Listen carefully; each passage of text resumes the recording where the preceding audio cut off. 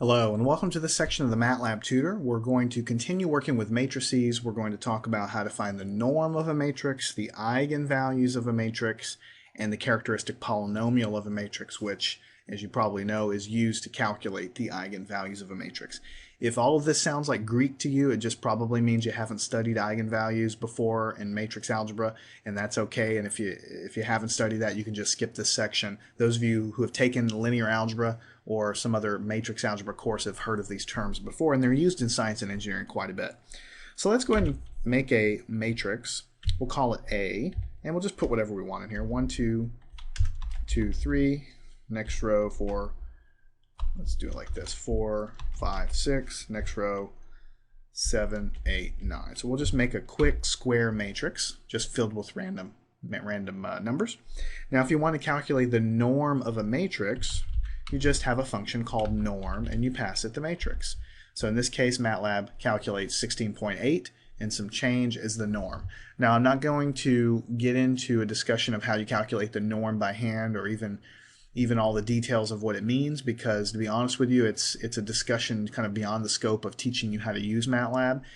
Some of these functions, as we go along, you'll have to know what they are mathematically, and we're using MATLAB as a tool. If you don't know what the norm of a matrix is mathematically, then that's something that we can learn. You can learn by looking at my other videos in matrix algebra and linear algebra. So that's how you calculate the norm of a matrix. There's no gotcha to it. You just pass it the value. Now, how do you calculate, let me put matrix A back up there, the eigenvalues of a matrix? That's something you're constantly being asked to do in lots of science and engineering problems. It's very simple in MATLAB. EIG stands for eigenvalue, and you just pass it the matrix name. And so there you go. You get your values. In this case, it's a 3 by 3 matrix, so we expect to get 3 eigenvalues back, and it returns it in a column vector for us, 16.1, negative 1.1, and then we have roughly 0 there.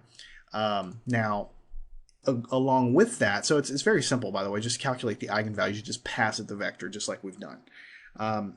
Doing it by hand, typically what you're asked to do is to first calculate the characteristic polynomial, right? The characteristic polynomial of the matrix, and then from that you find the eigenvalues.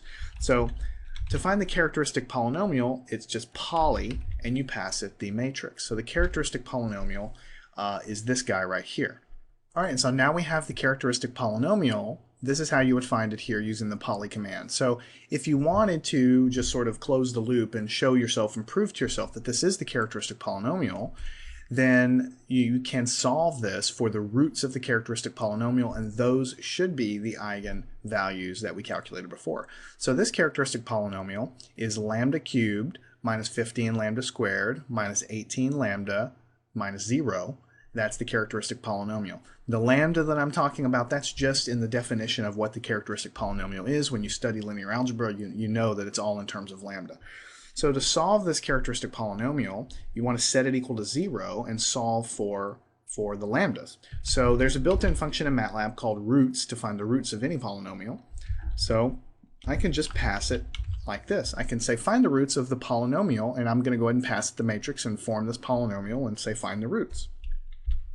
MATLAB will compute the roots just like this. And if you notice, this is the same thing that we got when we actually just pass the matrix directly to the eigenvalue function. We get the same things. So I think by doing this exercise, you can prove to yourself that this is indeed the polynomial, the characteristic polynomial of the matrix that we provided.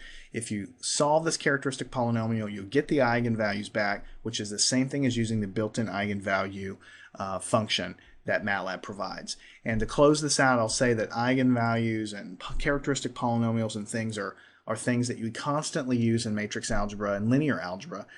In science and engineering, they're important concepts, but if you've never heard of an eigenvalue, then you can kind of not even worry so much about this section, because it's something that, it's like anything else in math. Once you learn about it and you learn how it's useful, then you go and you find that, and you use that tool to solve problems. So once you do encounter an eigenvalue, you'll know how to use MATLAB to calculate these for you.